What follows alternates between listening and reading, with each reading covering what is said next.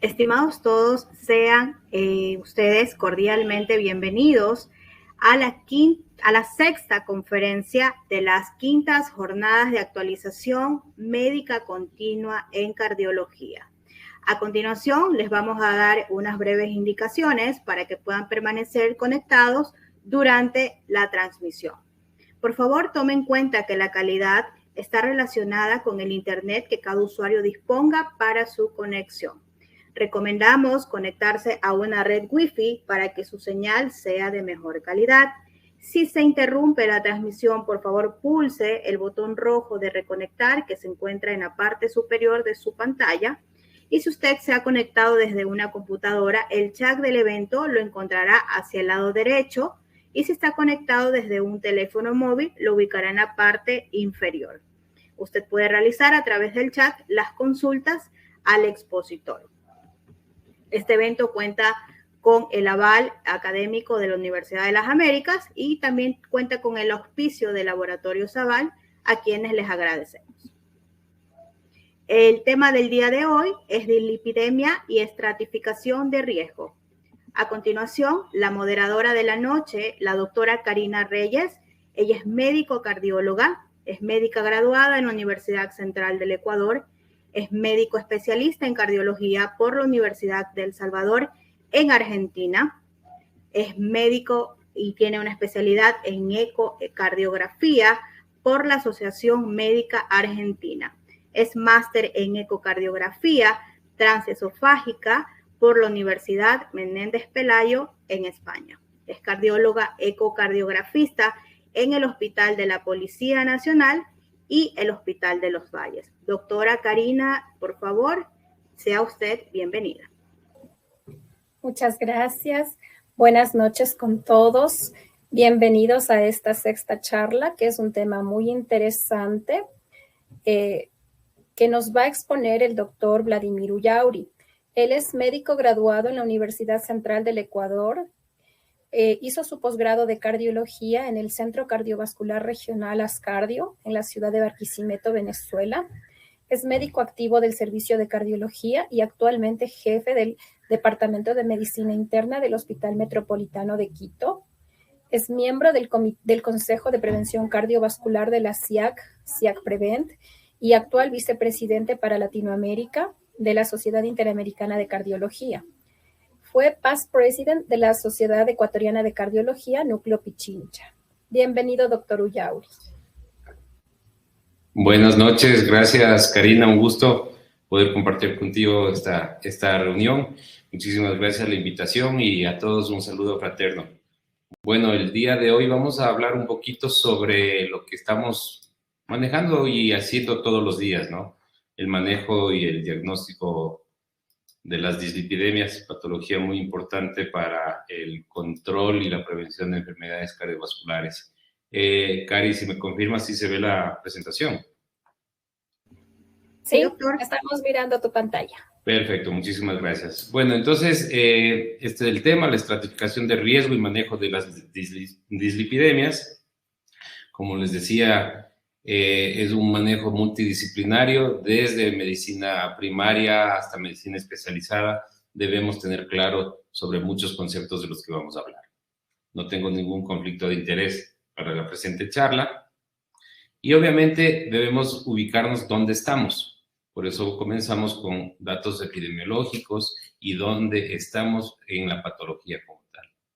Sabemos claramente que este es el famoso continuo cardiovascular, en los cuales nosotros como médicos vamos a tener la oportunidad de ser interventores tempranos para evitar las complicaciones, las lesiones de órgano blanco, y en relación a todo este continuo cardiovascular vamos a poder nosotros estratificar y dar la atención oportuna a cada uno de los pacientes. Sin lugar a dudas, nosotros tenemos claro que las patologías a nivel mundial han sido cada día más abordadas, principalmente las crónicas, lo que está permitiendo que tengamos mejor expectativa de vida.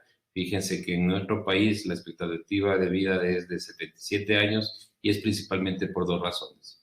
Porque se hace un diagnóstico y hasta cierto punto un mejor tratamiento, y obviamente las enfermedades infectocontagiosas que habían hace muchos años han disminuido.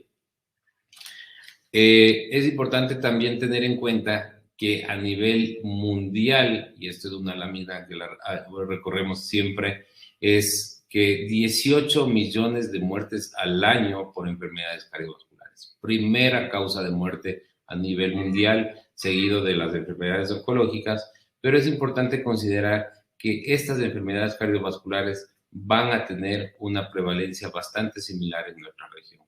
Fíjense la tasa de mortalidad en nuestro país, 163 muertes por cada 100.000 habitantes en el 2019, y algo que es muy similar en los países de nuestra región. ¿Qué ha pasado en el Ecuador en relación con estas enfermedades cardiovasculares? El 30% de la mortalidad es debida a las mismas. Y las pongo ahí, las denuncio de enfermedades isquémicas del corazón. La diabetes hoy por hoy es considerada una enfermedad cardiovascular, las enfermedades cerebrovasculares y las enfermedades hipertensivas. 21.664 muertes en el Ecuador por enfermedades cardiovasculares en el 2019. Y quiero tocar este tema que es muy importante en esta pandemia que hemos vivido. Fíjense que en el cuadro de nuestra izquierda, en la columna del 2020, tenemos el número de muertes con estos diagnósticos específicos. Es decir, 15.639 muertes por enfermedades isquémicas del corazón y seguidas por las enfermedades por COVID identificado en valores muy similares y no identificado con 8.000 casos. Si nosotros vemos el cuadro a la derecha, en las barras de color celeste, significa los valores que hubo en el 2019. Y las barras de color amarilla significa el exceso de muertes en el 2020. De tal manera que es importante considerar que lamentablemente las personas, la población, no solo falleció de COVID, sino de enfermedades o de otras enfermedades que lamentablemente no fueron oportunamente bien atendidas. Para tener claro este escenario, fíjense que la mortalidad en el país por enfermedades cardiovasculares en el 2019 fue de 21.464 y en el 2020 la mortalidad fue de 33.892 personas. Esto quiere decir que hubo un incremento del 57% de mortalidad por enfermedades cardiovasculares. De tal manera que no es un tema muy simple o muy ligero de llevarlo, y el mensaje es que podamos nosotros hacer intervención temprana, oportuna, prolongada y a largo plazo para cada uno de nuestros pacientes. Pero esto de las enfermedades cardiovasculares debemos nosotros enfocar que cuáles son las que las originan y básicamente cuáles de estos son estos factores de riesgo cardiovascular. Hago mención al estudio Framingham, que fue el primer estudio que evaluó la presencia de los factores de riesgo para desarrollar enfermedad arterial coronaria. Desde ese entonces se han llevado un sinnúmero de estudios que se han logrado determinar la relación causal directa de los múltiples factores de riesgo, tanto para enfermedad arterial coronaria, enfermedad cerebrovascular, para insuficiencia cardíaca, para enfermedad renal. Luego han seguido existiendo estudios en que se van analizando poblaciones ya de siguientes generaciones. Actualmente los nietos de esa primera población sigue siendo estudiada y lo que permite ya determinar inclusive toda la epidemiología genética de estas patologías cardiovasculares. Y obviamente cuando hablamos de enfermedades cerebrovasculares, cardiovasculares, ateroescleróticas, son estas: la enfermedad arterial coronaria, la enfermedad cerebrovascular, las enfermedades arteriales periféricas, y que tienen un componente principal, un sustrato fundamental, que es la aterosclerosis. Esta aterosclerosis, como tenemos en el gráfico inferior izquierdo, tenemos claramente determinado que es una progresión en el transcurso de la vida. Es decir, si nosotros presentamos factores de riesgo de manera temprana, vamos a tener progresión de estas placas ateroscleróticas que por lo general serán manifiestas o podrán manifestarse a partir de la cuarta década. Sin embargo, podemos tener casos desde antes. De tal manera que estos fenómenos son tienen un sustrato fundamentalmente compartido, que es la aterosclerosis. La aterosclerosis puede estar en cualquier parte del cuerpo, pero fíjense que las enfermedades coronarias están más o menos en el 30%, las cerebrovasculares en el 25% y enfermedad arterial periférica en el 20%. No excluye la presencia de una que esté acompañada de la otra. Más bien, pueden estar acompañadas entre una y otras, y es importante que las tengamos en cuenta la posibilidad diagnóstica de las mismas. Y hablando de estos factores de riesgo, este es el estudio que más ha tenido trascendencia en el impacto de los factores de riesgo en desarrollar una enfermedad cardiovascular o enfermedad arterial coronaria. Son el tabaquismo, la diabetes, la hipertensión, la dislipidemia y la obesidad los principales factores de riesgo cardiovasculares en donde nosotros tenemos el alcance de poder controlar y disminuir esa mortalidad, como vamos a ver en la charla de hoy. ¿Qué ha pasado sobre estos factores de riesgo que también se demostraron en este estudio de INTERHEART en los registros de Our World in Data? Fíjense, la obesidad, la hipertensión arterial, el tabaquismo, principales factores de riesgo. Se repite los mismos valores. No es un tema, pero es importante considerar y les dejo como inquietud. La contaminación hoy por hoy es un importante factor de riesgo cardiovascular y lamentablemente no estamos haciendo el abordaje como tal. Como sociedades científicas a nivel de Ecuador, a nivel de la Sociedad Interamericana de Cardiología, estamos queriendo implementar medidas de prevención en relación a la contaminación del medio ambiente. Hay múltiples factores de riesgo cardiovascular que pueden aumentar esta posibilidad de estas enfermedades. Ya lo hemos dicho, lo que tenemos en la columna izquierda, pero sin embargo hay otros factores adicionales que también no podemos dejar de evaluarlos, no podemos dejar de intervenirlos y que sin embargo, y que también se logran determinar después de una evaluación personalizada en cada uno de nuestros pacientes. Es importante mencionar en estos fundamentalmente los triglicéridos, como vamos a hablar también el día de hoy, la hiperlipidemia familiar y la obesidad. Escenarios o enfermedades que están muy frecuentes en nuestra población como tal. Y esto obviamente no es que solo un factor de riesgo es el condicionante. Fíjense que en esta tabla tenemos la correlación de la edad, del género y de los niveles de colesterol, y mientras más interrelación de la misma hay, tendremos más probabilidad de tener enfermedad arterial coronaria. Así que, edad va de cajón, y mientras más edad el paciente tenga, mayor riesgo de enfermedades coronarias. Hablando un poco sobre las dislipidemias y la aterosclerosis, recordemos que el principal factor desencadenante o generador de la aterosclerosis es la dislipidemia. Esta dislipidemia que alcanza o que se genera con la presencia de excesos o niveles altos de LDL en la sangre, en donde va a producir primero disfunción endotelial, va a ingresar estos LDL a nivel del espacio intracelular, pues, atravesando el endotelio vascular, y se va a producir toda la cascada inflamatoria que escuchamos en el día a día. Activación de marcadores inflamatorios, macrófagos, polimorfonucleares, y dando generación a la formación de la placa que está por debajo del subendotelio y que sin lugar a dudas muchas veces crece de manera excéntrica, pero ya hay un desarrollo aterosclerótico importante. Sabemos, y nosotros qué es lo que tenemos ya establecido, es que cuando esas placas se rompen y se forme un trombo alrededor de esta placa rota, va a producirse el famoso síndrome coronario o agudo, o en el caso de que haya un crecimiento significativo de esa placa, que haya una obstrucción severa de las arterias coronarias, será también otro escenario similar de eventos coronarios. Estas lipoproteínas, es importante considerar unos conceptos muy, muy importantes. Son buenas y son malas. Son proteínas, son lípidos que se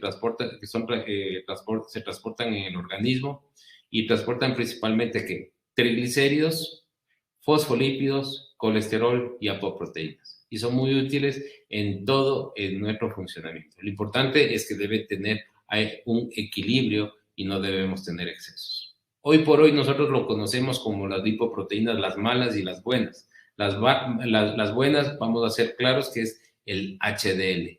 Y las malas es el LDL, el VLDL, los kilomicrones y los LDL. Entonces aquí primer concepto, acuérdense del famoso colesterol no HDL, sería todo el colesterol malo. Y es un concepto que me adelanto porque ahora cuando vamos a empezar a hacer alguna estratificación, vamos a usar valores de colesterol no HDL. Importante también, fíjense que los kilomicrones, los VLDL y los IDL son lipoproteínas que tienen alta carga de triglicéridos, es decir, los remanentes del colesterol, y globalmente nosotros tenemos que considerar que en nuestra población tenemos una alta incidencia de este tipo de grasas. Importante también enunciar la famosa hipercolesterolemia familiar, aquellas personas que tienen LDLs extremadamente altos, habitualmente por encima de 190, aquellas personas que tienen buen peso, que tienen un buen estilo de vida, y a pesar de eso tenemos niveles extremadamente altos de LDL. Y eso es nada más que estos marcadores PCSK9 ocupan los receptores del LDL, impidiendo que a nivel hepático, impidiendo que el LDL ingrese a nivel hepático y obviamente aumenta a nivel sanguíneo, a nivel circulatorio, promoviendo la aterosclerosis. La hipercolesterolemia familiar, es importante considerar que fíjense que 1 de cada 313 personas tendría la misma, 1 de cada 31 personas llega a desarrollar cardiopatía isquémica, 1 de cada 15 personas puede presentarla de manera prematura y obviamente 1 de 14 personas llega a tener hipercolesterolemia severa. Hicimos nosotros como Sociedad Interamericana de Cardiología un documento sobre las causas y el tratamiento de la dislipidemia aterogénica en nuestra región, porque es una patología bastante prevalente en América. Y por eso me permito darle enunciados puntuales y claros sobre la dislipidemia aterogénica. Son las altas concentraciones de lipoproteínas ricas en triglicéridos, los valores séricos normales o levemente elevados de LDL y con, obviamente, colesterol no HDL elevado. Colesteroles de todas las lipoproteínas que incluyen remanentes de kilomicrones, lipoproteínas de muy baja densidad, lipoproteínas de intermedia densidad y la lipoproteína A. Y obviamente con concentraciones mínimas de HDL. Esta es la famosa dislipidemia aterogénica en la que debemos manejarla oportunamente. Fíjense, nuestra población, en la población adulta desde los 10 a los 50 años, adolescentes y adultos jóvenes, niveles de HDL bajos más o menos en el 40%, niveles de triglicéridos altos por encima del 150, entre el 40 y entre el 35 y 45%. De tal manera que es una característica particular de nuestra región.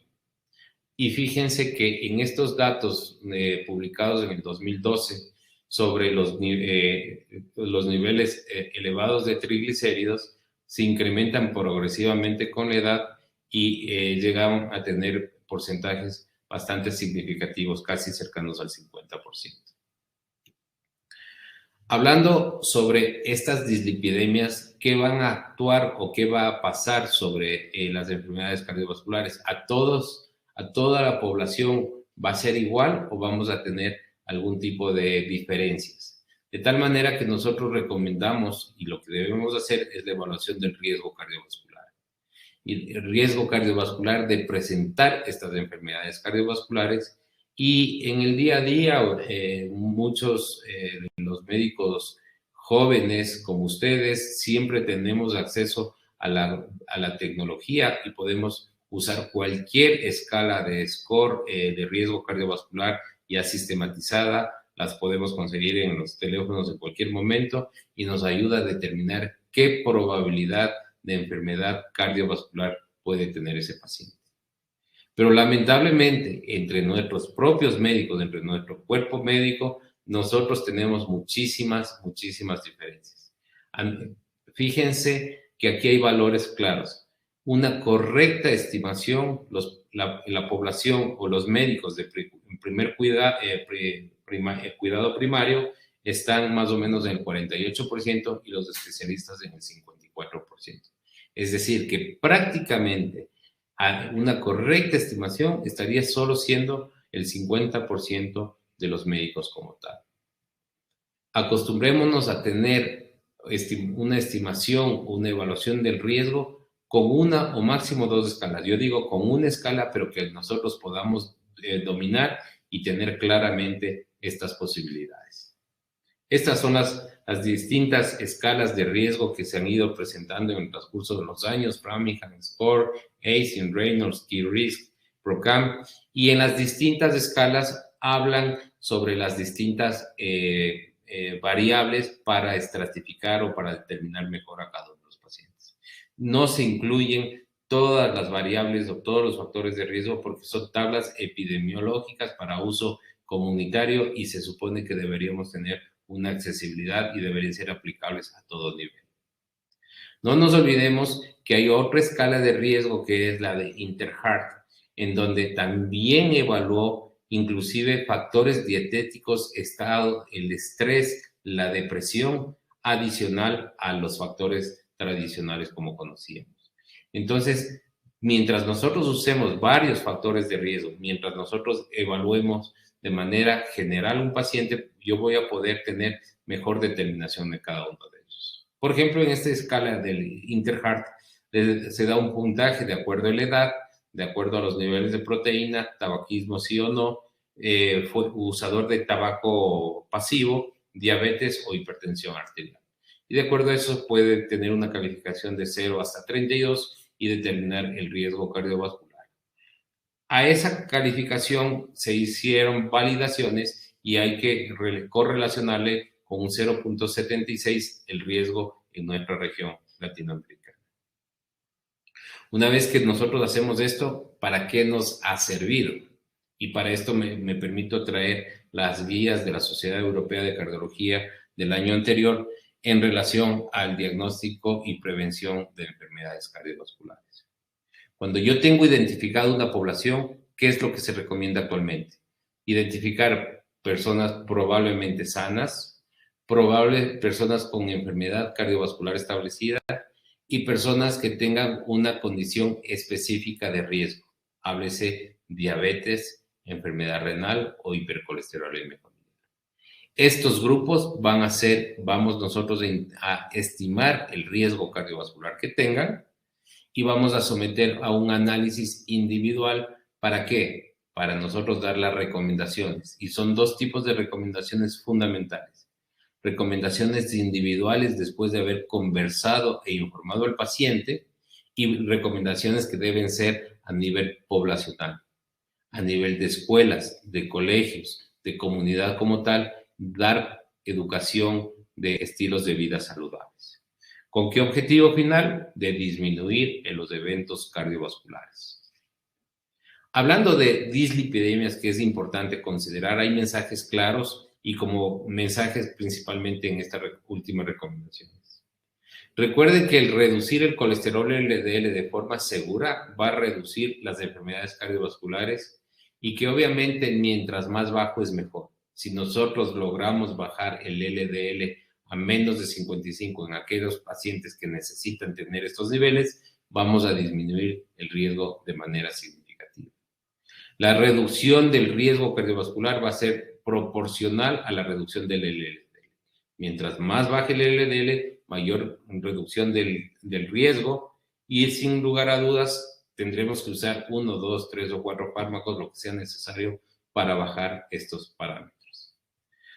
Otra vez, y el mensaje también, no se olviden que el colesterol no HDL incluye todas las lipoproteínas heterogénicas como vimos en las láminas anteriores y es un cálculo muy fácil.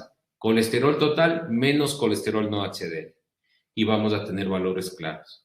Esta correlación del colesterol no HDL y el riesgo cardiovascular es muy parecida a los niveles de colesterol LDL, como vamos a ver a continuación. En las guías de la Sociedad Europea de Cardiología recomiendan este colesterol no HDL tanto en la estimación de la población sistemática como vamos a ver el SCORE y SCORE 2, que el SCORE 2 es para las personas mayores de 70 años. Esta tablita también nos es útil para poder correlacionar, es decir, si yo tengo un LDL de 100, debo tener un colesterol no HDL de 131 y sería el equivalente a tener una lipoproteína B de más de 100 miligramos por decilitro. Recordemos que la apolipoproteína B no se mide en todos los laboratorios, es una prueba costosa y obviamente es un marcador aterogénico sin lugar a dudas, pero que nos sirve como referencia. Por eso tenemos las opciones que se están dando en este momento. LDL y colesterol no HDL. Lo mismo sucede que cuando yo tenga un LDL de menos de 70, debo tener un colesterol no HDL de menos de 100 y así como muestra la gráfica. Importante otro mensaje, diagnostiquemos dislipidemias familiares y obviamente hay la escala de Duke en donde nos recomienda o se recomienda hacer esta estratificación. Primero, historia familiar. Si tiene historia familiar de eventos coronarios tempranos, 1 punto. Y si tiene historia familiar de santomas de arco corneal o niños con colesterol por encima del percentil 95, 2 puntos. Ahora vamos a la historia familiar de la persona. Si tiene eventos o enfermedad arterial coronaria temprana, hombres antes de los 55 años, mujeres antes de los 60 años, 2 puntos. O si es que tiene enfermedad cerebrovascular o enfermedad arterial periférica, 1 punto. El examen físico es fundamental y no dejaremos de utilizarlo. Presencia de santomas o arcocorneales antes de los 45 años, 6 y 4 puntos respectivamente. Y los niveles de colesterol, mientras más alto, más puntaje. 326, 251 a 325, 191 a 250 y 155 a 190 con los puntajes que vemos a un lado. La presencia del DNA, que obviamente es el patrón de referencia, no hacemos a todos, pero obviamente sería el que daría el mayor puntaje. Más de 8 puntos, diagnóstico confirmado, de 6 a 8 probable y de 3 a 5 posible. Cuando ya tengamos estos escenarios, ¿qué vamos a hacer? Recomendaciones. En población aparentemente sana, en población que ha tenido enfermedad arterial coronaria establecida, en pacientes diabéticos y en pacientes con enfermedades, escenarios diferentes. ¿Cómo hacemos la estratificación del riesgo? Estas tablas están en la página web. Fíjense que aquí consideraciones importantes. Se utiliza valores de presión arterial mucho más altos. Se utiliza población de hasta 89 años. Hombres, mujeres, fumadores, no fumadores, y se utiliza colesterol no HDL para calcular el riesgo cardiovascular. Hay que irse familiarizando y es obviamente, si yo tengo una persona que tiene, 40 años, 42 años, tiene la presión arterial normal, no es fumador, es hombre y tiene un colesterol normal, va a tener 1 punto, va a tener 2 puntos, 1 o 2 puntos en verde y nos va a transmitir que es un paciente de bajo riesgo. Mientras más aumente la gama de colores, mayor será el riesgo que tenga este paciente. Las poblaciones aparentemente sanas se van a dividir en 3 grupos. No es lo mismo una persona que sea aparentemente sana de menos de 50 años que una de más de 70 años.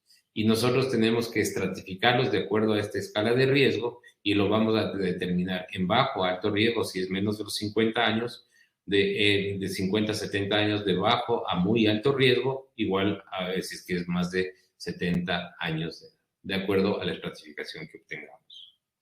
Y estos grupos, ¿para qué nos sirve? Para determinar la probabilidad de riesgo de acuerdo a la edad y al riesgo que teníamos. Es decir, si tengo menos de 50 años y tengo riesgo bajo, la probabilidad de un evento cardiovascular es del 2.5%. Pero si tengo más de 70 años y sale que tengo un riesgo bajo a moderado, la probabilidad de un evento cardiovascular es de un 7.5%. Y así en cada uno de los distintos niveles que haya caído nuestra estratificación. Importante el otro grupo, pacientes con enfermedad renal divididos o subdivididos en dos grupos. Enfermedad renal moderada, es decir, que tenga un clearance de creatinina entre 30 a 44, caen en un grupo de alto riesgo. Y los pacientes que tienen una enfermedad renal severa, que sea la tasa de filtración glomerular menor que esta, será de muy alto riesgo. Y la hipercolesterolemia, ya lo habíamos dicho, habíamos tenido diagnosticado, y toda esta población será determinada paciente de alto riesgo. Pacientes con diabetes, podemos describirlos. Antes les decíamos, todos son pacientes de muy alto riesgo, pero aquí sí es importante decir, ¿quién es el paciente diabético de moderado riesgo? Es aquel paciente diabético de menos de 10 años, sin lesión de evolución de la enfermedad, sin lesión de órgano blanco. Pacientes de alto riesgo serían los pacientes diabéticos sin lesión de órgano blanco, pero que globalmente no cumple o está saliéndose de ese grupo moderado, y los pacientes de muy alto riesgo serían aquellos pacientes diabéticos con enfermedad cardiovascular, con enfermedad renal moderada o severa, proteinuria y presencia de enfermedad microvascular, al menos a nivel de microalbuminuria, retinopatía o neuropatía.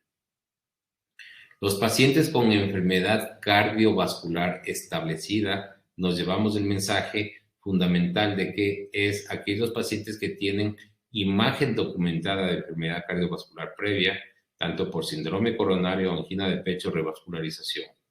Los pacientes que han tenido stroke o enfermedad arterial coronaria, y estos pacientes tienen documentación inequívoca por imagen, que puede ser una angiografía coronaria, una angiotomografía coronaria o un Doppler de carotidio en busca de placa carotidia. El engrosamiento endotelial de las carótidas no es útil para decir que este paciente tiene enfermedad arterial coronaria. La presencia de placa aterosclerótica en sí lo dice.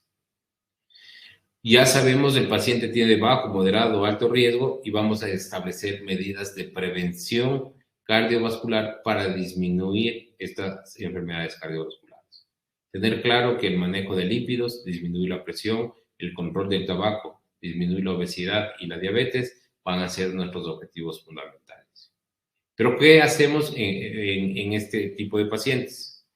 Ustedes ya vieron toda esta tabla, y lo más importante, estos son los pacientes sanos, y de estos pacientes sanos ya les dije, estratifiquémosles por grupos de edades, estratifiquemos por riesgos, y fundamentalmente en estos grupos vamos a tener modificación de estilo de vida y vamos a tener indicaciones de cuándo empezar terapia farmacológica. Debemos manejar valores de presión arterial y valores óptimos de colesteroles LDL. Si el paciente tiene un bajo o moderado riesgo, presiones arteriales de entre 130 a 140 y LDL de 100. Y si es que el paciente tiene un alto riesgo, vamos a ser más exigentes y vamos a bajar presión arterial y niveles de LDL a menos de 100 con las medidas que podamos nosotros ajustar. Si el paciente persiste esos riesgos, tendremos que ser más insistentes en este riesgo, en estas metas, y deberemos bajar el LDL a menos de 70 y en el peor en su defecto inclusive a menos de 55 en estas poblaciones. Los pacientes que han tenido enfermedad arterial coronaria o cardiovascular establecida, mucho más claro y más evidente, 4 puntales. No fumar, LDL de menos de 70, presión arterial entre 130 y 140 y terapia antitrombótica. El único escenario para dar terapia antitrombótica en estos pacientes, prevención secundaria, en este escenario.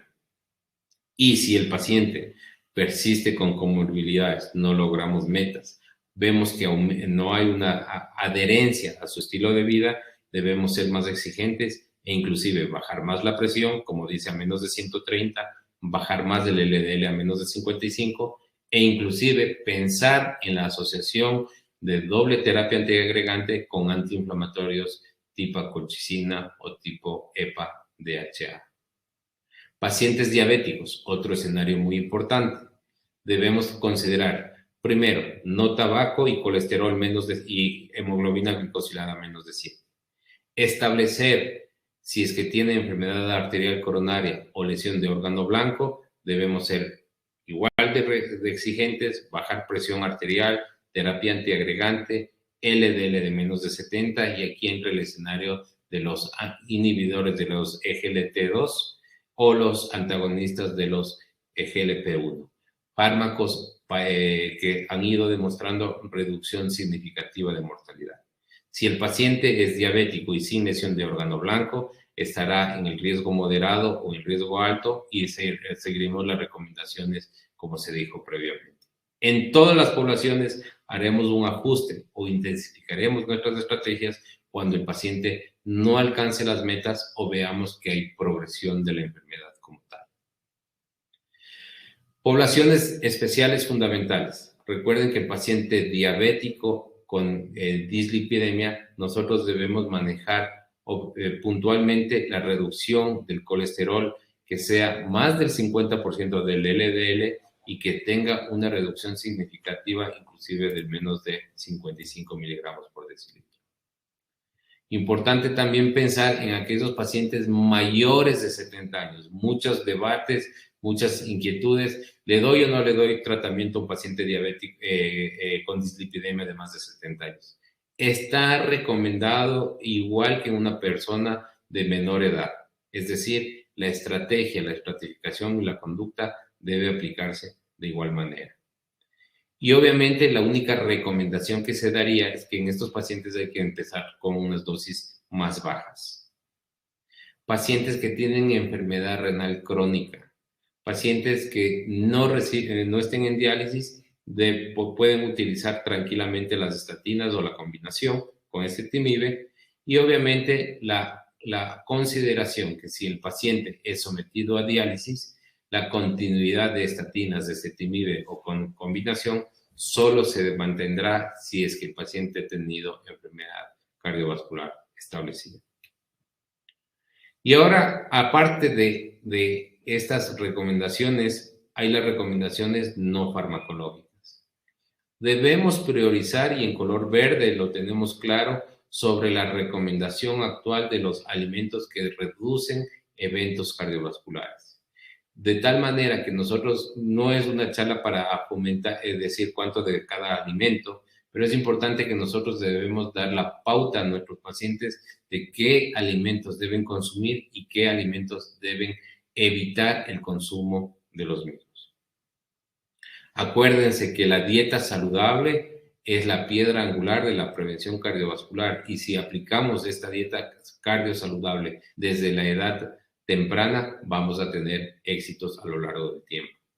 Hay múltiples dietas, principalmente la dieta mediterránea, el reemplazar las grasas saturadas, el reducir la sal, son factores fundamentales de prevención cardiovascular. El consumo del alcohol disminuir y el comer pescados o productos del mar.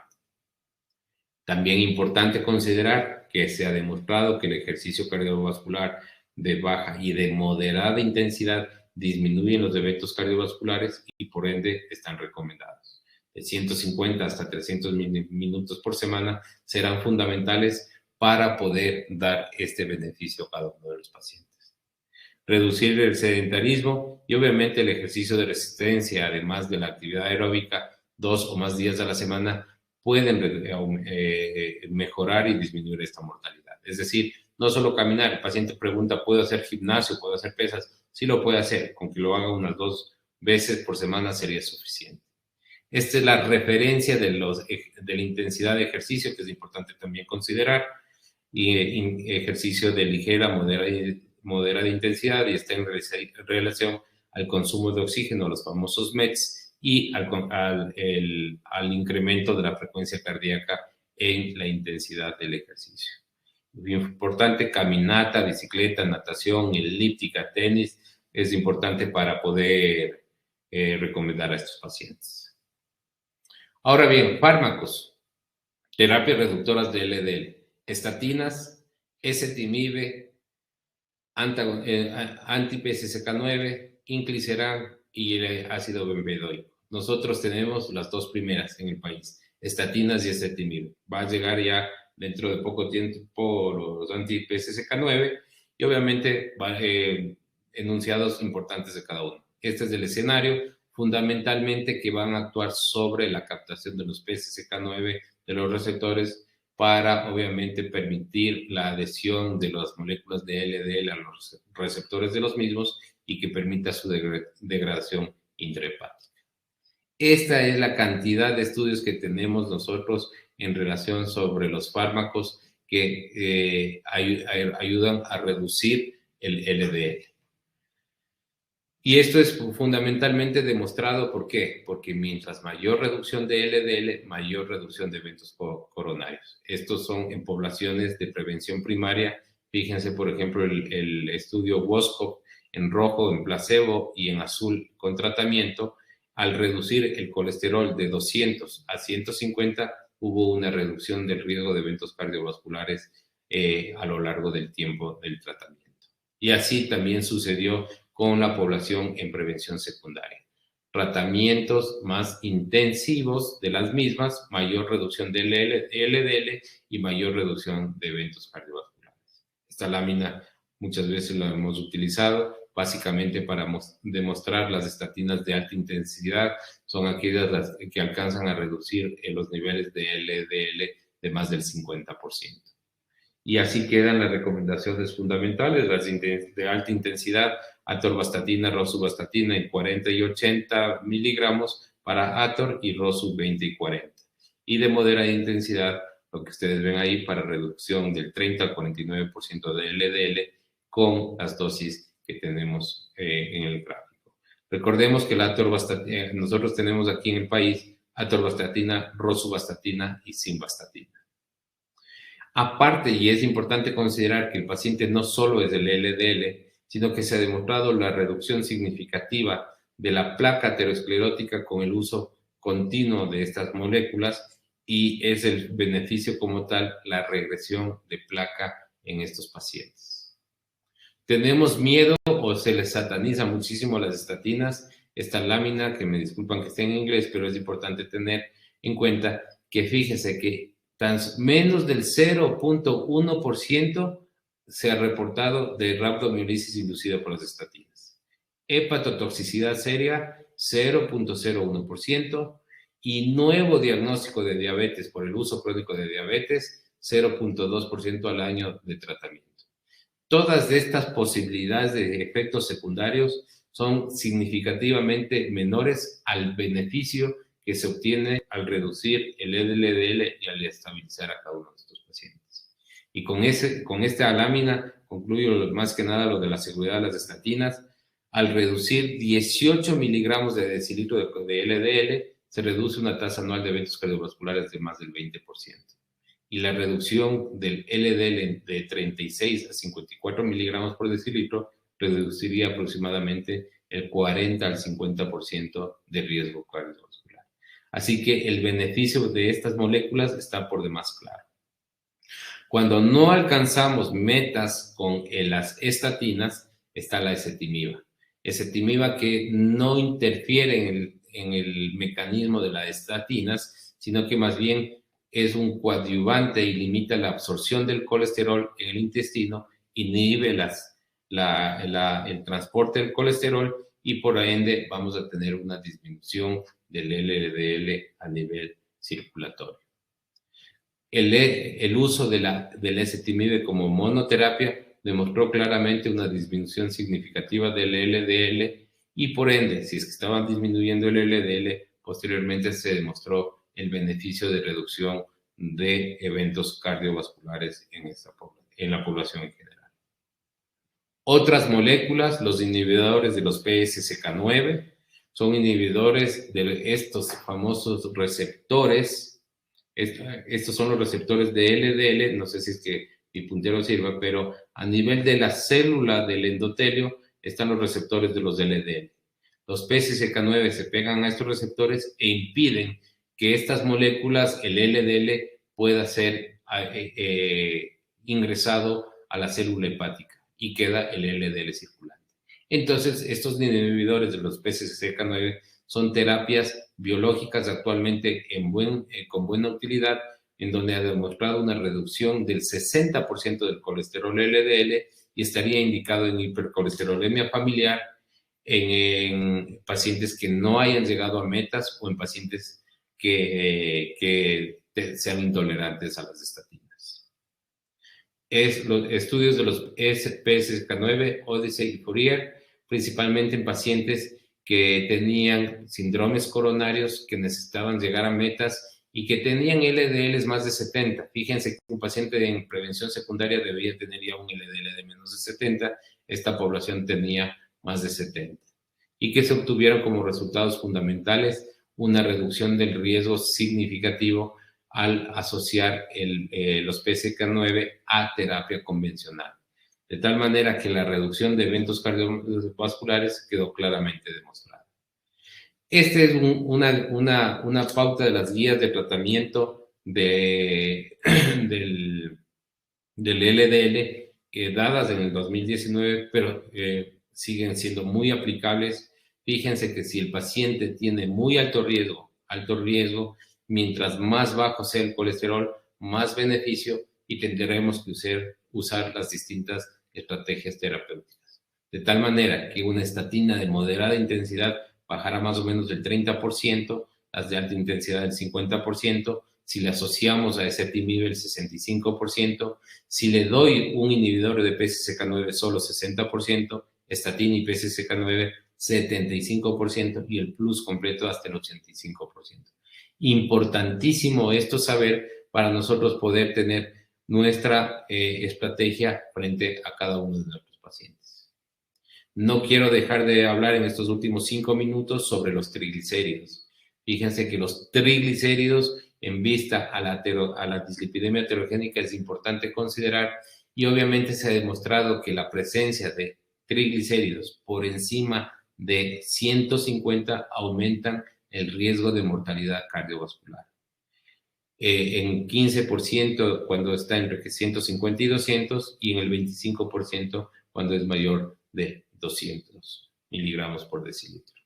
Estrategias terapéuticas: ácidos omega 3, EPA-DHA, acelera la depuración lipoplasmática de los triglicéridos, inhibe la síntesis de ácidos grasos, incrementa la actividad de la lipoproteína lipasa y promueve la expresión del RNA mensajero.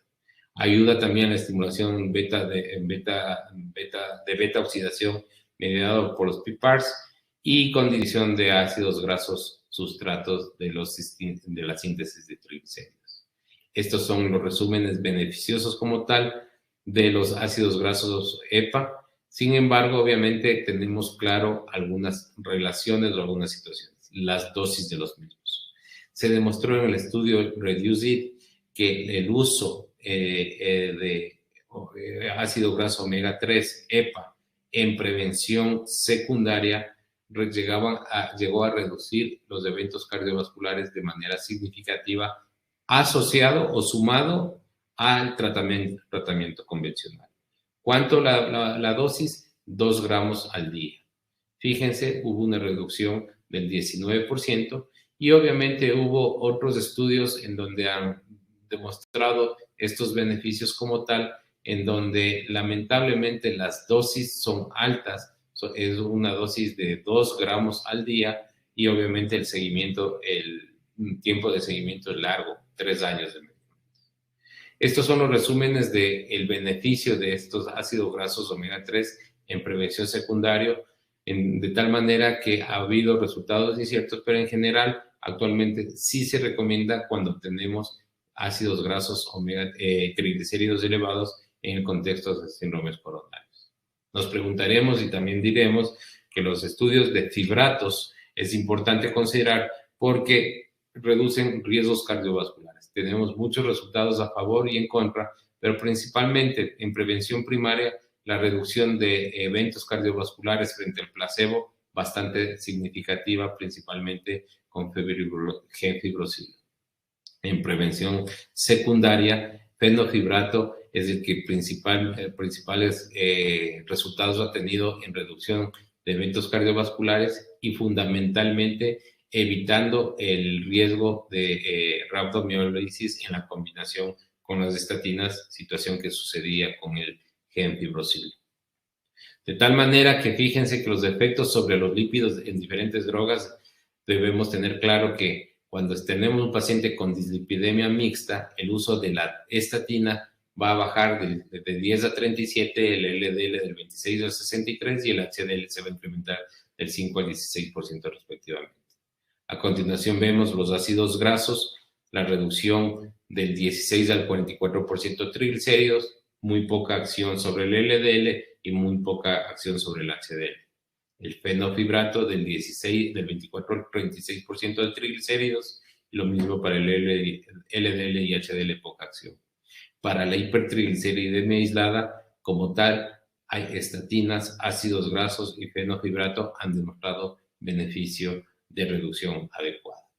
¿Qué es lo que se tiene como recomendación actual, tanto a nivel europeo, guías del 2021 o guías americanas? Que la reducción de los triglicéridos, la primera estrategia es las estatinas.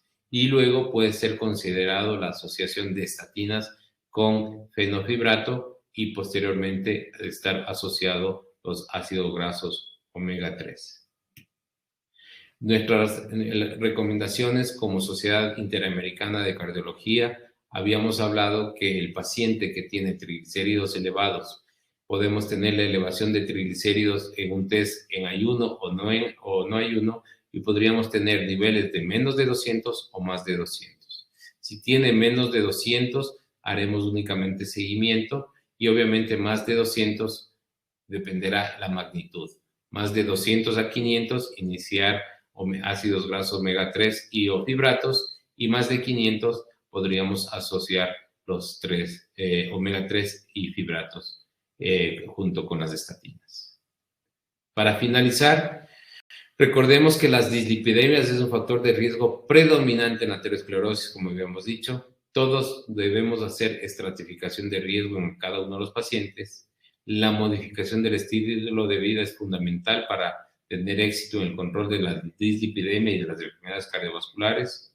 Recordemos que esta dislipidemia heterogénica es prevalente en nuestra población y el manejo farmacológico de la dislipidemia heterogénica debemos asociar o considerar estatinas, omega 3, fibratos.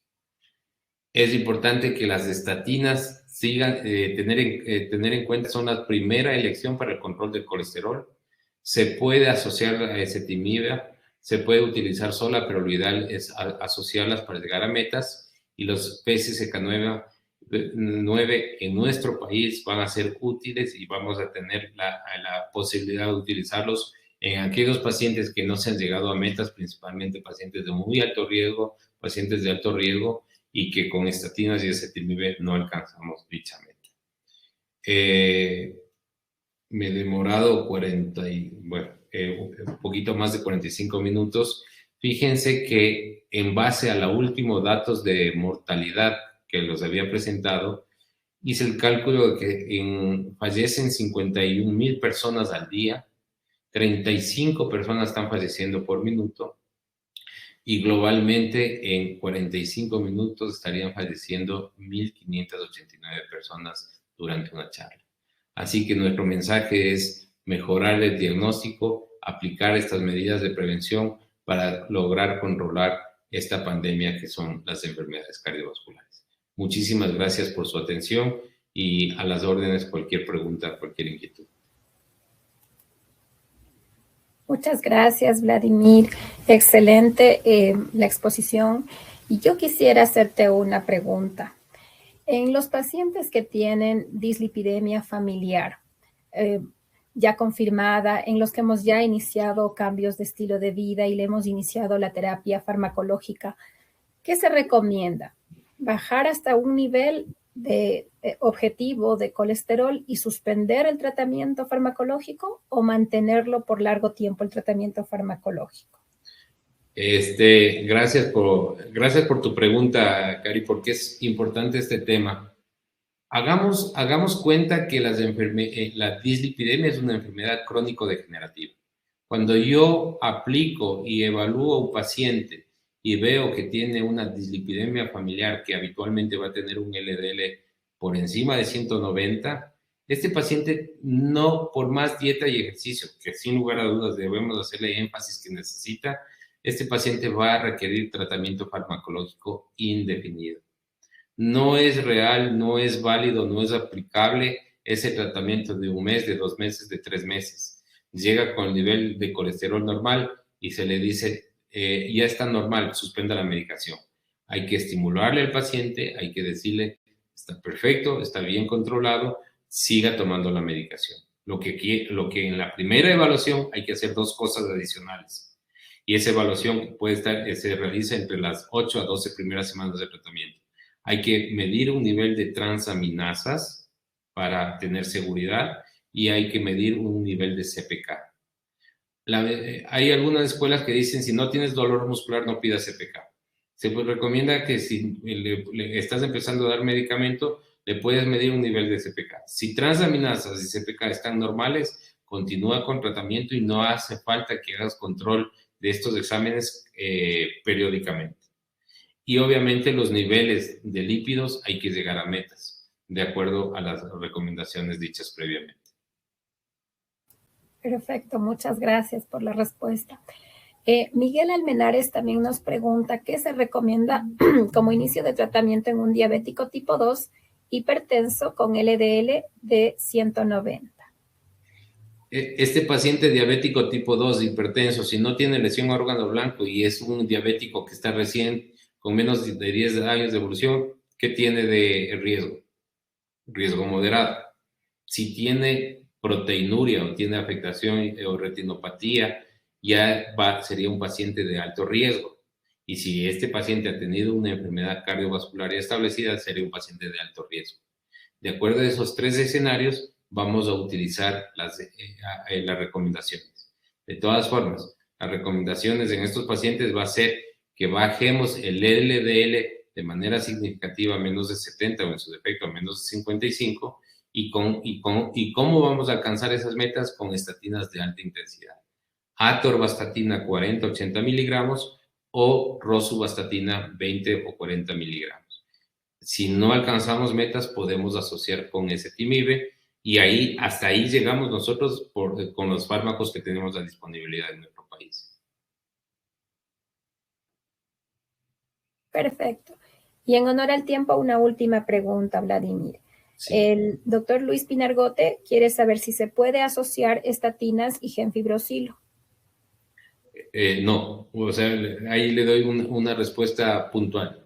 Hay una contraindicación de la combinación de cualquier estatina con genfibrosilo por el alto riesgo de rhabdomiolisis. La combinación que es tolerada, que es aceptada y que está aprobada es estatinas con fenofibrato. Perfecto. Muchísimas gracias. Muchas gracias a todos los presentes en el día de hoy. Y muchas gracias, Vladimir, por la excelente exposición. Les invitamos a todos a que se inscriban y participen en las 58 Jornadas Internacionales de Cardiología y las terceras Jornadas Internacionales de Imagen que tendrán lugar del 28 de septiembre al 1 de octubre en el Hotel Hilton Colón en Quito. Habrá excelentes invitados internacionales y los invitamos a que nos acompañen. Muchísimas gracias, Cari, y gracias a todos por estar presentes. Que tengan buena noche. Muchas gracias. No olviden que el próximo miércoles tendremos el siguiente tema de estas excelentes exposiciones con el tema de manejo del infarto con elevación de CT. No se olviden. Buenas noches.